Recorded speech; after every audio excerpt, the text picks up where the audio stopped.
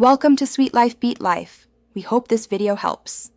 You begin by picking one or two target languages and confirming your native language so the app can pair you correctly. Once chosen, set realistic availability, 30 to 60-minute sessions, specific days and time zone so matches are reliable. Next, add a clear photo, short bio, and 2 brief voice samples to show pronunciation level.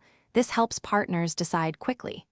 Do this now, because good signals increase contact rates and improve match quality, so you get better practice sooner.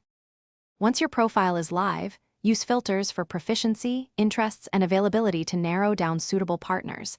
This saves time and raises match quality. Make sure to read reviews, check mutual languages, and note response rates. These indicators predict consistent practice. When you find someone, send a short, personalized intro stating your language goal, preferred practice style, and one engaging question. This increases replies. Because people respond to relevance, your message stands out and leads to scheduled. You should structure sessions. Begin with a 5 to 10-minute warm-up, then alternate roles. One speaks, the other corrects, so both practice and learn. Make sure to use shared notes, record a short clip for review, and assign one follow-up task to reinforce learning.